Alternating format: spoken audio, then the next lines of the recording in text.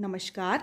आज की क्लास में हम जिस नए यूनिट को शुरू कर रहे हैं स्टूडेंट्स, उसका नाम है पीपल डेवलपमेंट एंड एनवायरनमेंट, जिसमें हम पीपल डेवलपमेंट से रिलेटेड और एनवायरनमेंट से रिलेटेड उन सारे इम्पॉर्टेंट कंपोनेंट्स को कवर करेंगे जिनका एग्जाम में आने की पूरी संभावना है। ठीक है, आज के लेक्चर में मैंने पॉल्यूटेंट से रिलेटेड एक ओवरव्यू आप लोगों के लिए रेडी किया है, जिसमें एक बेस आपका बन जाएगा कि पॉल्यूटेंट्स होते क्या हैं, और आने वाले लेक्चर्स में हम पीपल डेवलपमेंट और एनवायरनमेंट से रिलेटेड उन सारे के सारे वेरी इंपॉर्टेंट क्वेश्चंस को कवर कर लेंगे जो अक्सर पूछे गए हैं और जो पूछे जाने वाले हैं, आपसे पूछे जा सकते हैं। ठीक है, सो पॉल्यूटेंट्स क्या है बेसिकली? पॉल्यूटेंट कुछ अनडिजायर्ड एलिमेंट्स होते हैं, कंपोनेंट्स होते हैं बेसिकली, जो हमारी जो सराउंडिंग्स हैं उनके ऊपर बहुत ही कह लीजिए एडवर्स इफेक्ट डालते हैं। ठीक है, सो पॉल्यूटेंट्स क्या है?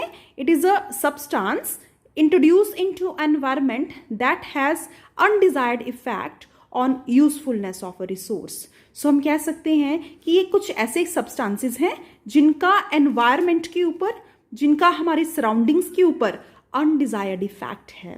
कुछ अनैच्छिक, जो हमारी इच्छा के अनुसार नहीं होते, जो अनैच्छिक हैं, जो हम चाहते नहीं हैं लेकिन हमारे एनवायरनमेंट में आ जाते हैं, जो कि बैडली अफेक्ट करते हैं हमारी सराउंडिंग्स को। स्टूडेंट्स, तो कुछ पॉल्यूटेंट्स हैं जो कि 6 तरह के हैं, जिनको अक्सर एग्जाम में पूछ लिया जाता है, वो प्लीज़ आप लर्न कर लीजिएगा बड़े अच्छे से।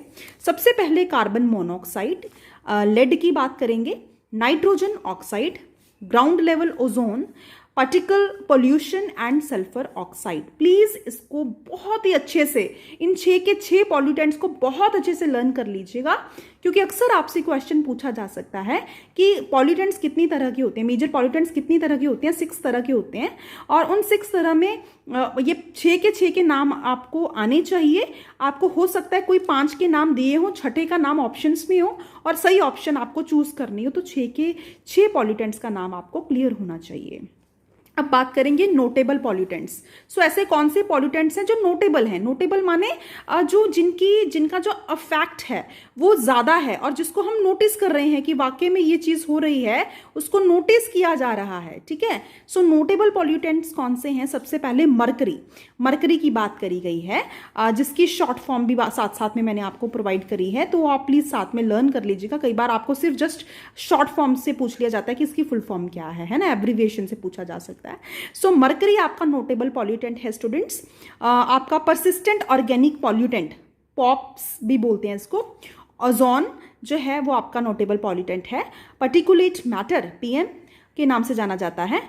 Environmental persistent pharmaceutical pollutants, EPPP के नाम से जाना जाता है। देन पॉलीसाइक्लिक एरोमेटिक हाइड्रोकार्बन्स जो हैं, जिसको पाह भी बोला जाता है।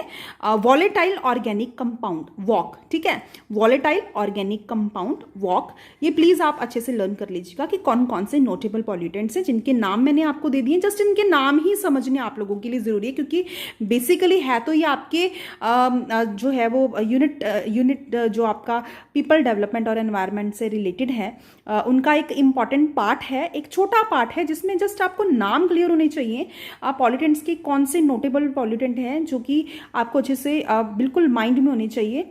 इससे ज़्यादा आपको बहुत ज़्यादा डीपली नहीं पूछा जाएगा। ठीक है, देन हम बात करेंगे फंड पॉल्यूटेंट्स की। तो फंड पॉल्यूटेंट्स क्या है बेसिकली?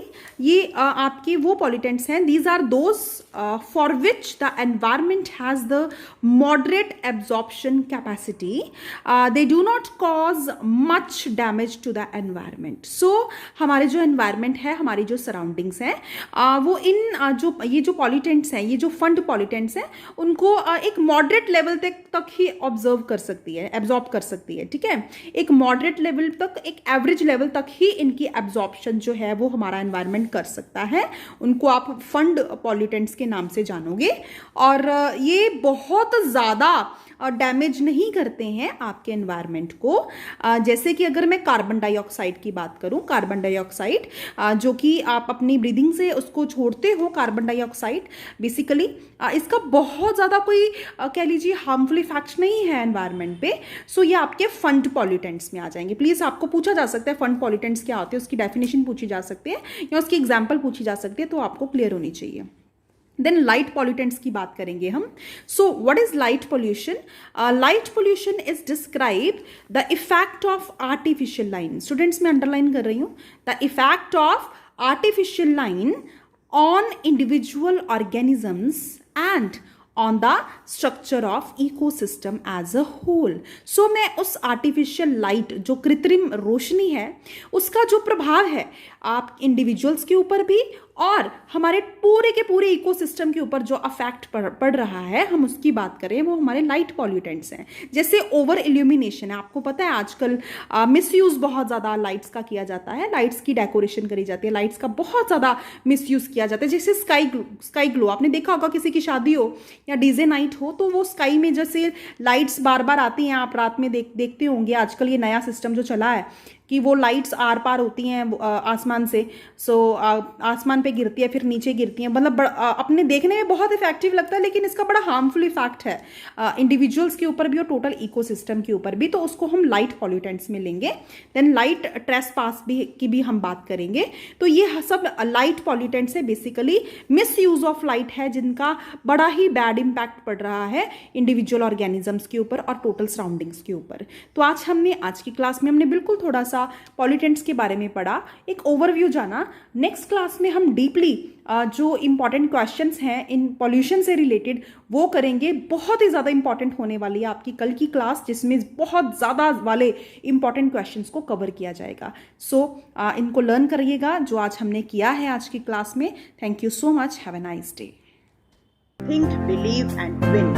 सोचिए, अपने आप पर विश्वास रखिए और जीत हासिल कीजिए.